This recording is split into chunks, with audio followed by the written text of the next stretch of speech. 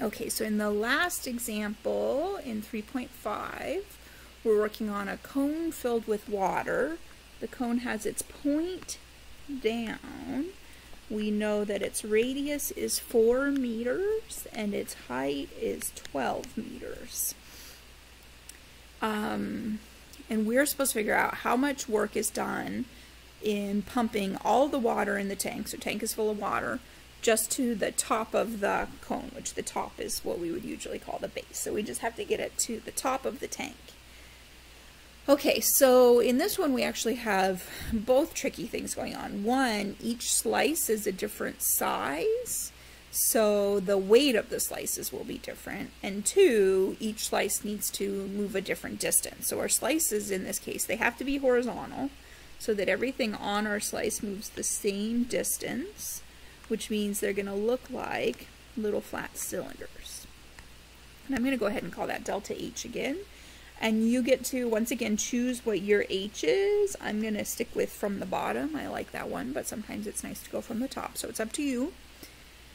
And then if we want, let's just do this even in one more piece. You can do as many or as few of these pieces. If you can jump straight to setting up the work formula, go for it. But I'm going to go in pieces here. So I need the volume of this slice, and it's a cylinder, so it's going to be a pi r squared delta H. And to get that r, I'm going to need to use some similar triangles. So if I look at a 2D version of my cone, slice it directly in half vertically, I know that this is 4, and I'm interested in this r that stretches across. So here I even think I'm going to erase a little. There we go. So we can look at half of that triangle. So half of the cross section of our cone. We know that the height of the big triangle is 12. And then here's our little triangle. It's got a base, which is on the top right now, of r, and it's going to have a height of h.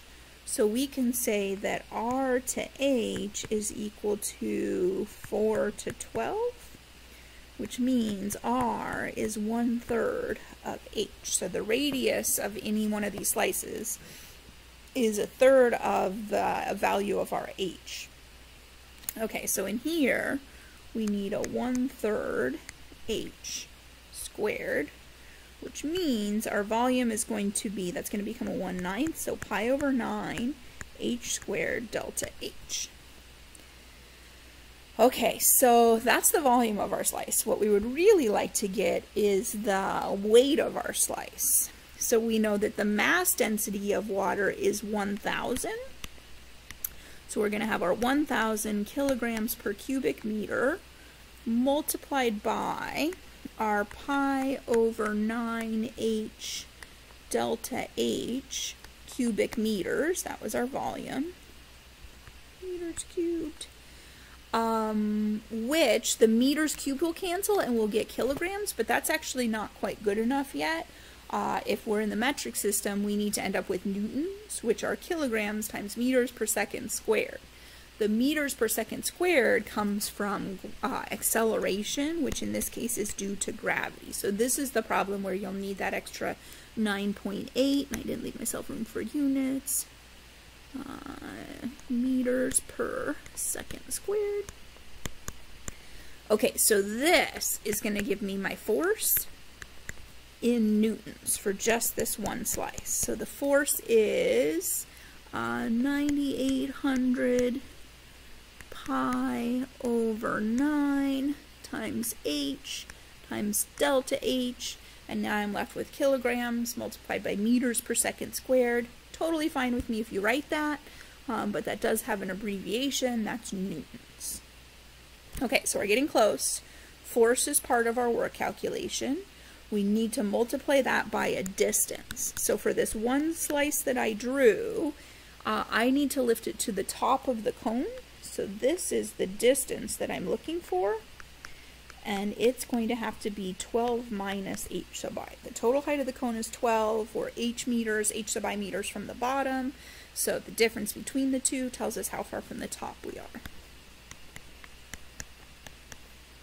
So the work is going to be 9,800 pi over 9h times, h sub I still, I suppose, 12 minus h sub I times a delta H, and this is now Newton meters, otherwise known as joules. And again, I won't be offended if I see Newton meters. I wouldn't be offended if I saw kilograms times meter squared per second squared. That's what it really is when you break that all the way down.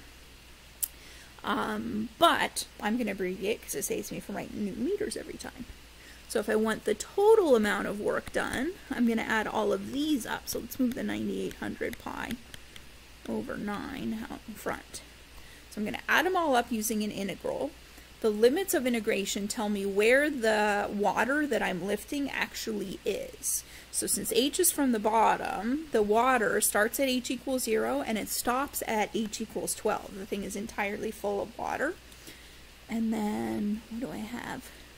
I'm going to go ahead and distribute. I have a 12h minus h squared dh. Okay, so this is going to turn into 9800 pi over 9 times 12h squared over 2, which is a 6h squared, minus h cubed over 3. And we want to go from 0 to 12. So the 0 is going to leave us nothing.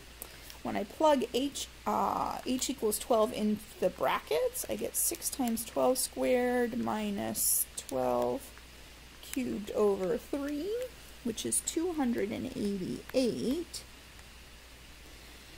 And then if I multiply that by 9800, where's pi? Pi over 9, I get approximately 985,203.46 joules. Okay, so metric system, make sure you're paying attention. If you're given kilograms, you'll need to convert that into newtons by multiplying by acceleration due to gravity. All right, hopefully that gets you through 3.5. Thanks for watching.